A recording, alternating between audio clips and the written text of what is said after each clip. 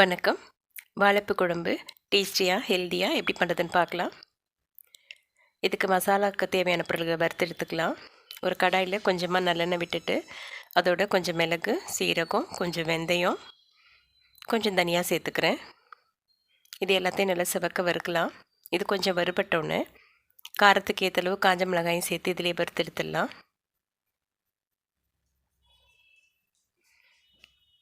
அதிக அளவில் குழம்பு பண்ணும்போது இந்த ட்ரை மசாலாவை தனியாக எடுத்துகிட்டு பொடிச்சு எடுத்துக்கணும். நான் இன்றைக்கி கொஞ்சமாக தான் பண்ணுறதால வெங்காயம் தக்காளியும் சேர்த்து இதோடய வதக்கி எடுத்துக்கிறேன். 4-5 சின்ன வெங்காயமும் 2 தக்காளியும் சேர்த்துருக்குறேன். இதோட தேவையான அளவு புளியும் சேர்த்துக்கிறேன். நீங்கள் புளியை கரைசலாகவும் யூஸ் பண்ணிக்கலாம். நான் சேர்த்து அரைச்சி எடுத்துக்கிறேன். இதோட கொஞ்சம் தேங்காயும் சேர்த்து வதக்கி எடுத்துக்கிறேன். இது எல்லாம் நல்லா வதங்கினோடனே ஆற வச்சுட்டு நல்ல பேஸ்ட்டாக அரைச்சி எடுத்துகிட்டு வந்துக்கலாம். பேஸ்ட் அரைச்சி எடுத்துகிட்டு வந்தாச்சு. குழம்பு தாளிச்சிடலாம். ஒரு மண் சட்டியில் நல்லெண்ணெய் ஊற்றி கடுகு சீரகம் போட்டு தாளிச்சிருக்கிறேன். இதோட கொஞ்சம் கருவேப்பிலை, கொஞ்சம் பூண்டு, சின்ன வெங்காயம் சேர்த்து நல்லா வதக்கி எடுத்துக்கலாம். பூண்டு உங்களுக்கு அதிகமாக வேணுனாலும் சேர்த்துக்கலாம். இது நல்லா வதங்கிடணும். இது நல்லா வதங்கினோன்னு ஒரு சின்ன வாழைப்பூவை நல்லா சுத்தம் பண்ணி வச்சுருக்கிறேன். நல்ல பிஞ்சு பூவாக கிடச்சிது எனக்கு.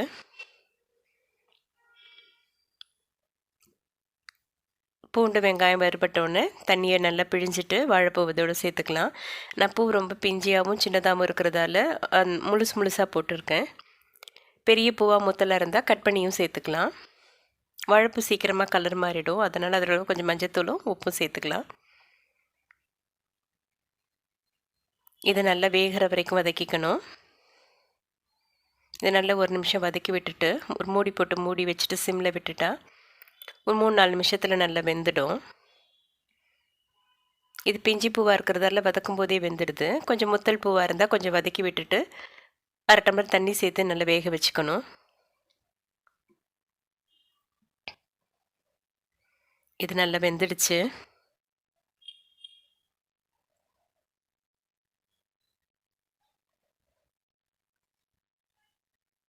இதோட நம்ம அரைச்சி வச்ச மசாலாவையும் சேர்த்துட்டு நல்லா வதக்கி எடுத்துக்கலாம்.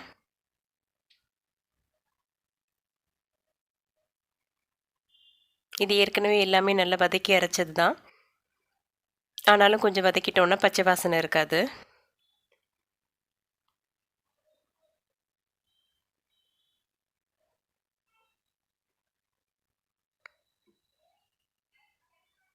இது நல்லா வதங்கினோன்னே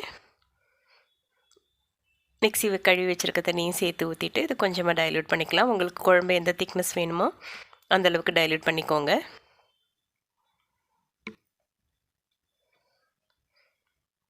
இது இதுக்கப்புறம் ஒரு தடவை கொதிச்சா போதும். புளியெல்லாம் ஏற்கனவே நல்லா வதக்கிட்டோம். அதில் பச்சை வாசனை எதுவும் வராது. இந்த ரெசிபிக்கு தேவையான அளவு உப்பு சேர்த்துக்கோங்க. நான் ஏற்கனவே ஹாஃப் சேர்த்துருந்தேன். வாழைப்பூ வதக்கும் போதே சேர்த்துருந்தேன். இதை அப்படியே மூடி போட்டுடலாம். நல்லா கொதி வரட்டும். இது நல்லா கொதித்து நல்லா சேர்ந்து வந்துடுச்சு. குழம்பு ரெடி ஆகிடுச்சு. நல்லா சுட சுட சாத்தோடு நல்லாயிருக்கும். துவப்பு டேஸ்ட் உள்ள உணவுகளை அடிக்கடி சாப்பாட்டில் சேர்த்துக்கிறது ரொம்ப நல்லது.